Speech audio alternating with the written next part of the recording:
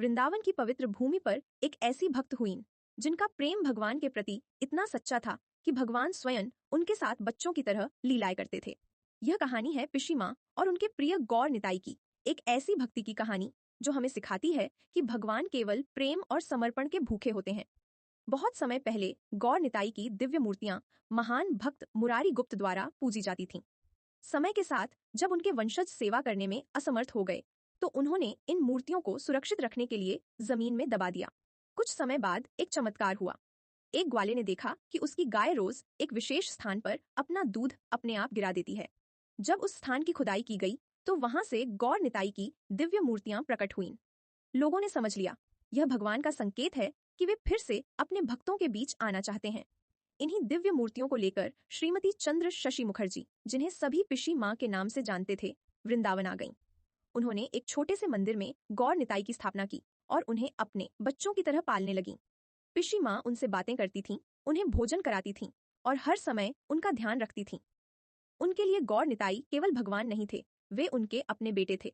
एक दिन मंदिर में सेवा करने वाले एक व्यक्ति के मन में लालच आ गया। रात के अंधेरे में उसने गौर निताई के आभूषण चुरा लिए। सुबह जब पिशी माँ ने मंदिर का दरवाजा खुला देखा तो वे बहुत चिंतित हो गईं।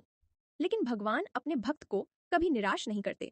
कुछ ही समय बाद वे आभूषण चमत्कारिक रूप से वापस मिल गए और चोर को अपनी गलती का एहसास हो गया। पिशी माँ समझ गईं, उनके बच्चे स्वयं उनकी रक्षा कर रहे हैं। एक रात पिशी माँ ने एक सपना देखा। सपने में गौर निताई उनसे कह रहे थे, माँ हमें जूते चाहिए क्योंकि हम वृंदावन की धूल में दौड़ते हैं।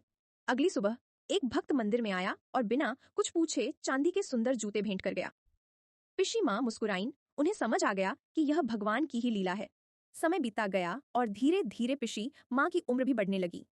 अब पहले जैसी ताकत नहीं रही थी। छोटी सी मूर्तियों की सेवा करना उनके लिए थोड़ा कठिन होने लगा था।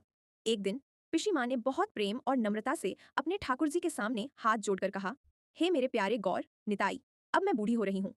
आप बहुत छोटे हो, आपकी सेवा करना मेरे लिए कठिन होता जा रहा है।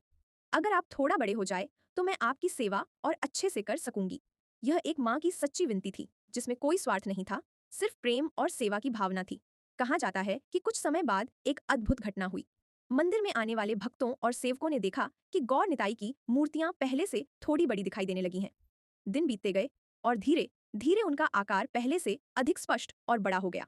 यह देखकर सभी लोग आश्चर्यचकित रह गए। उन्हें समझ आ गया कि यह कोई साधारण घटना नहीं बल्कि पिशी माँ की सच्ची भक्ति का चमत्कार है। जब भक्ति सच्ची होती है तो भगवान भी अपने भक्त के साथ एक बच्चे की तरह प्रेम और लीला करते हैं। जय गौर निताई।